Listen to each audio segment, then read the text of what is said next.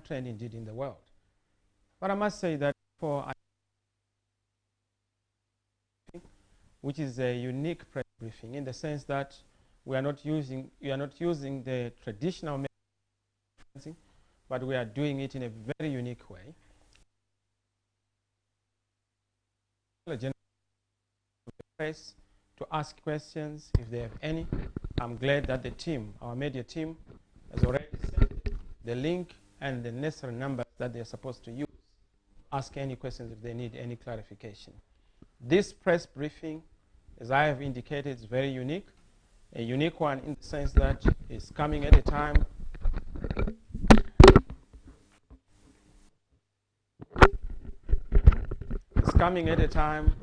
when we are supposed to look at this crisis we are facing in a very, very challenging manner, in a difficult manner.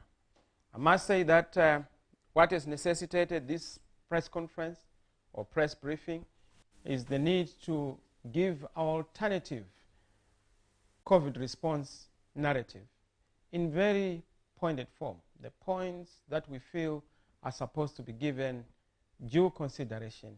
It has been our wish that we would have a united approach as citizens to this pandemic, without being partisan, without being political, because this is not the Met season of our usual politics.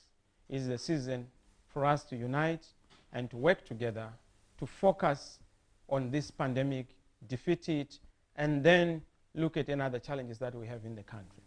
But before I also go any further, allow me to observe a minute of silence and also a minute of prayer, particularly remembering Zimbabweans who have perished in the country. We have recorded 3 so far.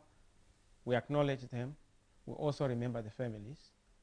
But we also want to remember Zimbabweans in the diaspora, and indeed all the nations and the citizens of the world who have had to endure this pandemic. Those who have passed on, we take a minute of silence and, of course, a minute of deep prayer.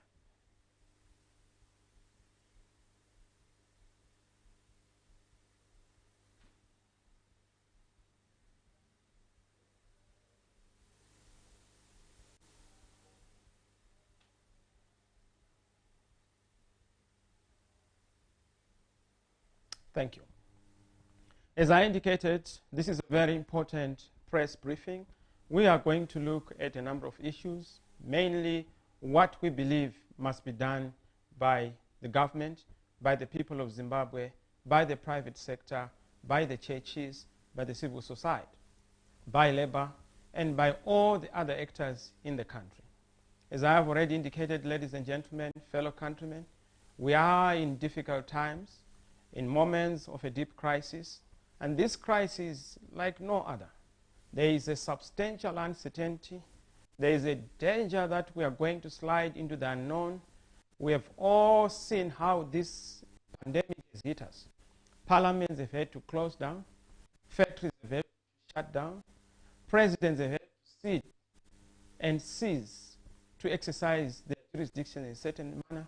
For a moment, we now have discovered that we are all under one president, the presiding authority in the country, the God of our universe, the God Almighty. For a moment, we've seen that our nationalities do not matter, our races do not matter, our tribes do not matter. What matters is the important thing that's key to our survival, that's life. We've seen that wealth has meant nothing. The rich and the poor have been united. We've seen that divisions do not matter.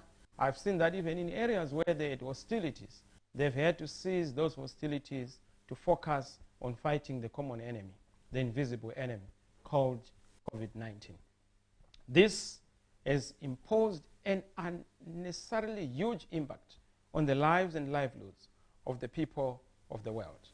We can see that it's very difficult to predict the future, particularly in the context of a lot that is depending on the epidemiology of the virus, the effectiveness of the containment measures, the development of therapeutic and vaccines that are supposed to be put in place. All are hard to predict because it's a disease that is coming on the face of the earth for the first time. Our country faces multiple crises: the health crisis, the financial crisis, and of course, our deep perennial crisis, which is our poverty crisis. These interact in a very complex way, pretending to be in dimensions that we have not understood before, but presenting us with unprecedented challenges, especially at household level, in our companies, in our firms, financial markets, and even in terms of our supply chains as we knew them. They've all been disrupted.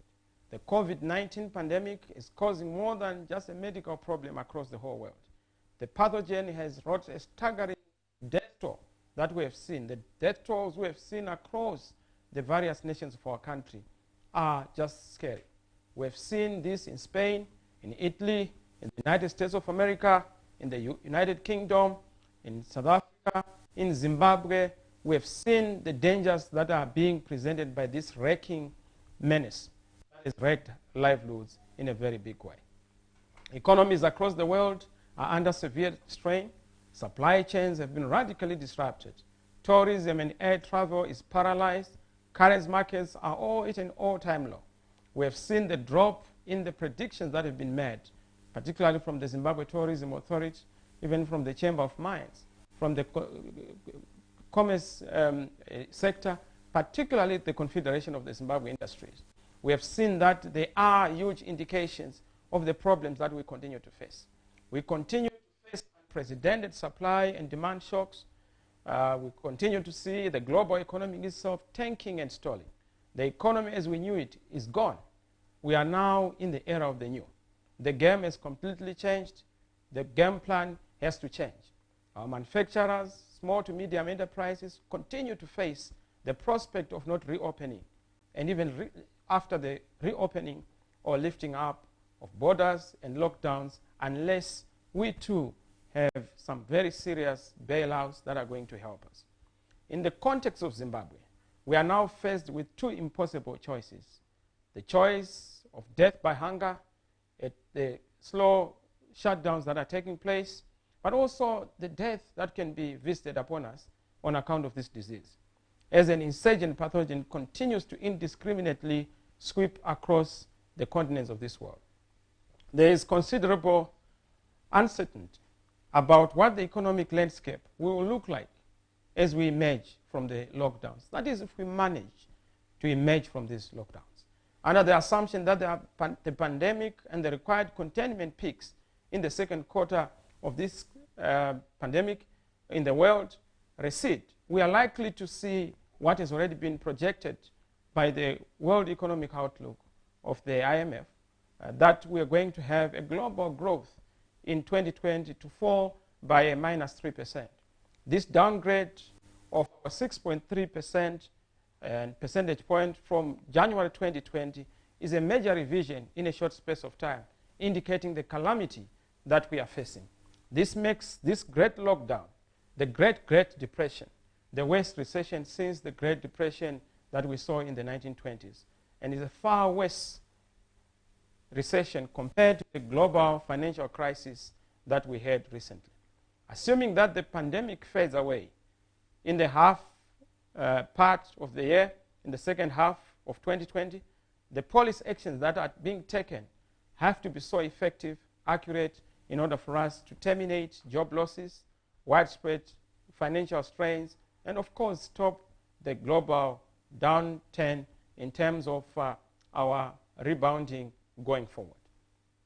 What is hitting us is enormous, fellow countrymen. It is the mother of all wars, and we cannot continue with a business as usual approach. It's a business unusual moment. The government has to pursue a path that saves lives, protects livelihoods, preventing our economy from collapsing and saving our economy during this trying moment. On top of borrowing our global best practices and experience, the best scientific evidence available, the government has to craft a uniquely Zimbabwean response that is customized and tailored in circumstances of our situation, looking at our competencies, our incapabilities and capabilities as a great nation. We are able to defeat this pandemic only if we unite, only if we focus, and only if we are able to get the best ideas from the best men amongst us. The citizens must also be clear as we go into this, to make sure that as we go beyond the 21st day of the lockdown, what is it that we're expecting as an end result? What is going to be the next step? What are we expected to do as citizens? What are the leaders expected to do at various levels? And what are we not expected to do? This clarity has not been shared quite clearly, and this is what we want to be dealt with immediate effect. We are proposing the following, and in the immediate. There are three broad areas that we think need greater clarity. First is combating the pandemic itself. Second are the measures that are going to cushion families and citizens, including businesses, from the effects of the lockdown. Third is the issue of planning ahead in the reopening of the economy, with particular emphasis on preventing business closures, company bankruptcy, loss of jobs, and the re-empowering of our informal sectors. As you know, in Zimbabwe, we primarily depend on a hand-to-mouth basis. And for that reason, we need also to change with the change in work styles, the change in lifestyles, what we have to do in order for us to develop that which has not been developed. This is the advent of the fourth industrial revolution across the whole world. Even for those who are lagging behind, we are in the fourth industrial revolution era. We need to change the way we've been doing things. Work styles have to change, lifestyles have to change, play styles have to change. So it means that we need to embrace technologies in a more advanced way, but advanced way in such a way that we do not tear apart our fabric as a people and as a nation.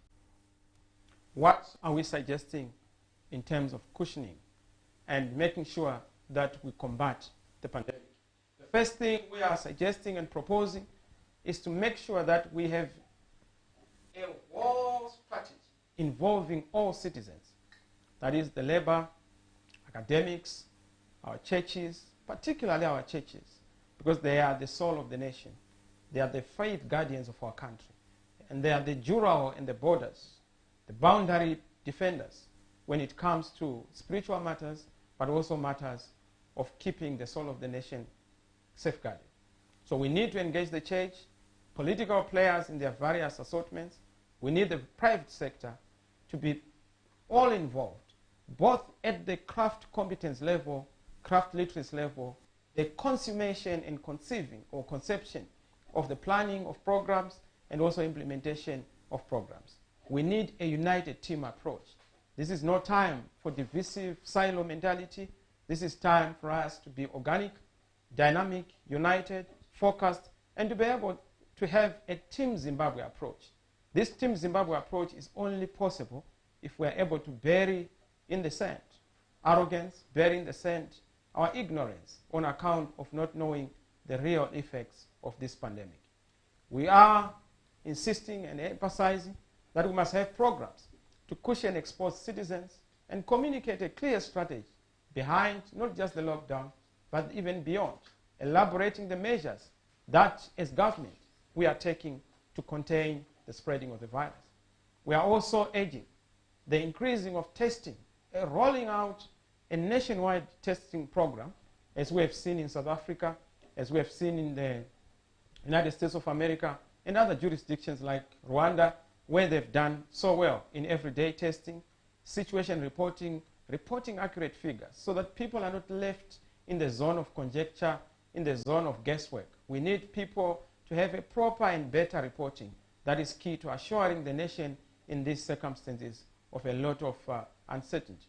The key task of government is to detect, test, track, isolate, and treat and contain the disease, contain the virus. But we must be able to come up with a clear isolation plan, a clear treatment plan, which is elaborate for every person in the rural areas and, of course, in the urban areas.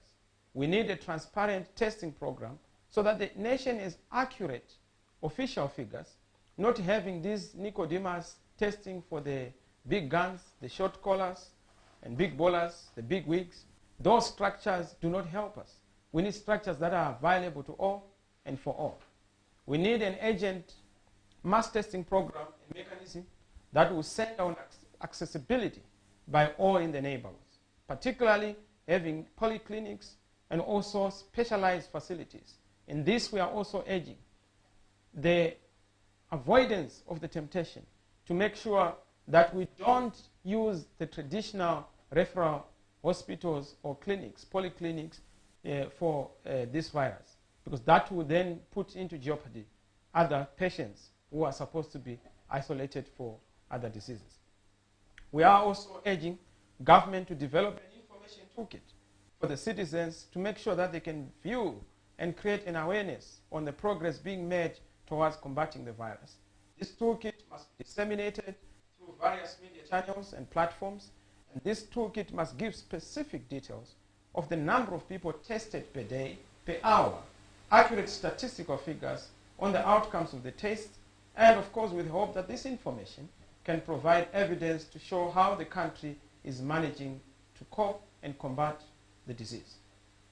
We must also make sure that this is an important emphasis, particularly from an information coordination point of view, cushioning our people against the unintended consequences of this disease. I'm sure you've all seen cases of our fellow Zimbabweans queuing for mealie meal and other basic commodities. These are the issues that we must be dealing with, as I will articulate in a short space of time. We need to make sure that we cushion our citizens and businesses from distress and speed up the rolling out of a humanitarian support program, a social protective net being put in place, a clear statement on what must be done and what must be put as a benefit to those who would have been affected. We need to get food and monetary assistance without politicizing the humanitarian support and food. I've heard of cases where certain in our political circles have had to use this as an opportunity to try and advance their political fortunes using food as a political weapon. We cannot afford to have the weaponization of food in our context, the weaponization of humanitarian aid in this crisis. We need food for all. No part card in access to the food. We are Zimbabwean. We are God's children, and we have to be fed by a government that is charged with that task. Those who are positive after being tested on account of the tests that are taking place must also get some financial support, at least for a month, so that they can fight the disease and manage the circumstances. Deceased families need government relief through a government relief fund for the beneficiaries, so that we are able to create a social safety net. I know some will say, but where is the money going to be coming from? I say, indeed, this is now the time for the surplus that government has made on account of the 2% levy to be used to cushion not just the victims, but also the workers who are facing very hard times. I was reading of a situation in Denmark, the finance minister there indicating that they've paid 90% of the salaries of those who were affected by this lockdown. That is the direction we must take. We also need a new method of providing water, food, and mealie meal. This is our opportunity to change the way we've been doing things. On our part, we've already indicated to those who are supposed to be dealing with water at local authority level to do what has to be done. We've already instructed mayors, councillors, local authorities to do everything in their power to avail water. We call upon central government to reciprocate the efforts that we have made by providing the necessary resources, particularly the forex, to realize this important basic necessity so that water is available in the various communities, at least via taps and pipe water, but if it is not possible, bowsers and other such mechanisms to make sure that water is available. We are also urging government to immediately intervene and reduce the price of fuel, the price of electricity by offering a subsidy, particularly in this situation, just for the period of fighting the virus. The same has to be done in reducing the internet tariffs and price of data, because the internet has become a very important platform for the dissemination of information, and as such, we must be able to look at this with the necessary support that has to be given to the such. We also need to create a new model for the informal sector. Gone are the days when we would just have the barium seeker as the only point where we would have our produce being sold. We need to have a new market system to decongest and decentralize the hitherto programs that have been used and mechanisms that have been implemented. So we need this as a chance to offer new models for distributing our produce into various communities, in the high-density suburbs, in the countryside, in the various areas. In this context, we also have, as you know, 5.7 million people who are in the informal sector. It is important for us to be very clear on their support mechanisms because we are living on hand-to-mouth. Locking down is not a viable and sustainable approach. People are starving, people are suffering. But we need to balance this with the necessity to make sure that we also ward off the effects of the pandemic. We need for students and school pupils who are at school, provide radio and TV lessons, dedicated channels for education, particularly in this period. Online methods have also to be utilized so that we don't lose in terms of time. I know that some have said we cannot be having the luxury of thinking about studying under these circumstances, but we must always think about the day after, the day tomorrow. We must also emphasize, and I'm so happy that the High Court issued a very important order with respect to human rights, particularly of our doctors and also our workers who are working for government and who are doing a lot of things. I must take this opportunity also to salute, thank, and honor those who have been at the front line, our doctors, our nurses, our health professionals, janitors, but also even our police, those who are doing their work properly, and our security forces.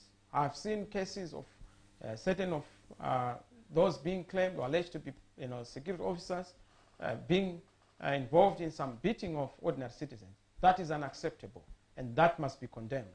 And those who are perpetrators in this must be brought to book. We need to make sure that fundamental freedoms are respected, the security of persons is respected, the dignity of all citizens must be respected. And also I have received reports of increased domestic violence cases that are occurring on account of people spending more time. As you know, familiarity breeds contempt. I don't know why familiarity in the context of family settings is bringing this kind of content. We must discourage it, but also encourage people to enjoy the family setup, the family circumstances, and the conditions of love within our family setups.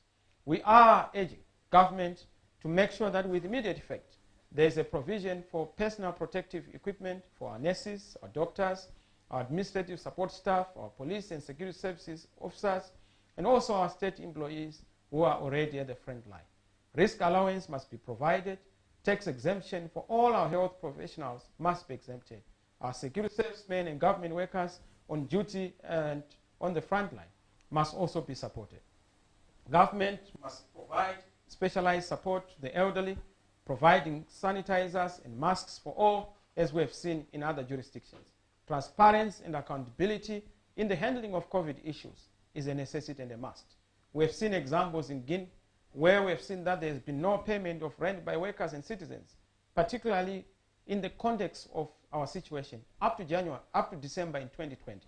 Government has pledged to cover electricity and water for 3 months, free public transport for 3 months. That's in Guinea. In Ghana, we've seen water bills being covered for 3 months. We've seen also workers being exempted from paying tax for the next 3 months. We cannot be in a business as usual mode. Rwanda, we saw door-to-door food deliveries to the disadvantaged groups, provision of water and electricity, and more importantly, provision of free hospital access.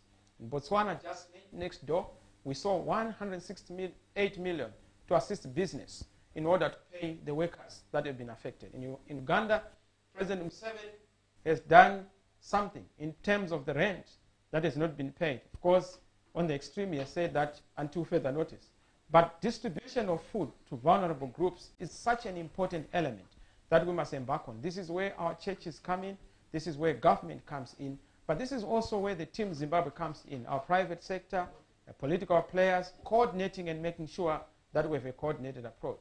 African governments have remarkably shown good leadership. We must not be left behind as Zimbabwe. We must continue to show that we are capable and we are able, and we must do the same, but in a better fashion. What is our clear strategy going forward on how the economy will be rescued? As the last element. We are urging government to make sure that we are already preparing for a back to life program so that we're able to bring people back to life, back to work, back to our normal being, our normal family setups without social distancing, without having to do some of these things that we are continuing to do. This back to normal life roadmap, a reconstruction and recovery program, must be a shared program by all the stakeholders so that there's adequate consultation, there's adequate cross-pollination of ideas and strategies. We are ready to offer ourselves in this regard. Creation of an enabling environment is very important, particularly going into full dollarization, removing forex retention and aid growth for exporting companies, particularly in the context of our businesses. There are unnecessary and excessive taxes that have to be removed. In the tourism sector, there are about 22 tax heads, while in mining, we almost have about 15 tax heads, some of which are unnecessary. This will give room for oxygen in the economy, particularly by our business as they recover. We need tax incentives, such as corporate tax waiver, for companies supporting local production and import substitution.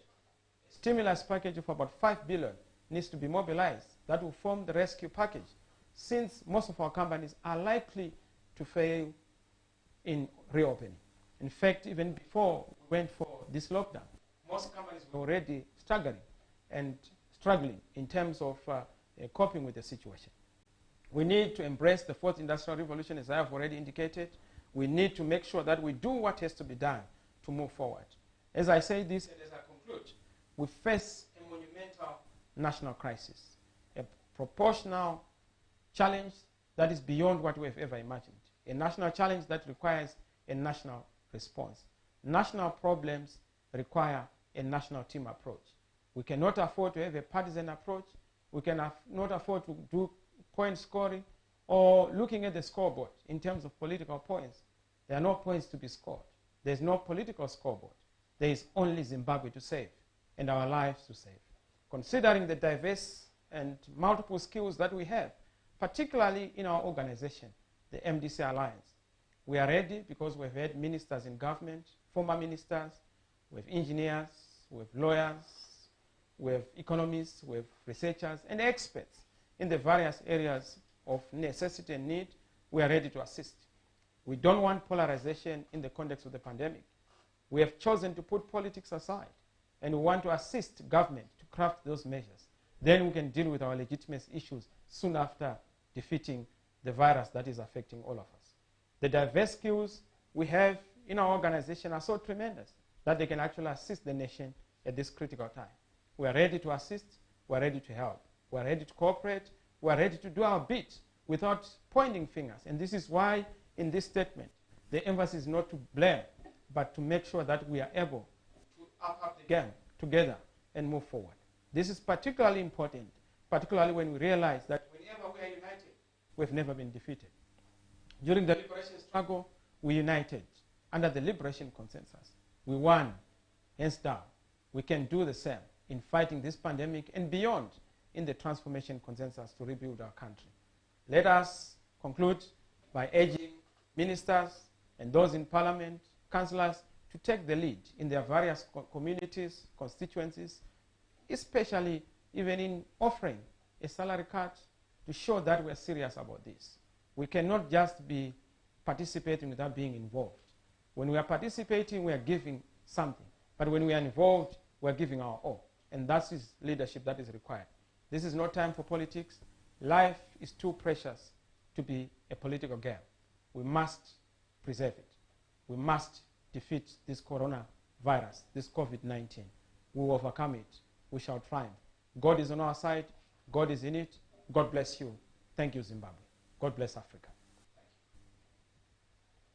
I'm now going to take this opportunity for those of us who are going to be fielding questions, if there are any. Over to you. Questions?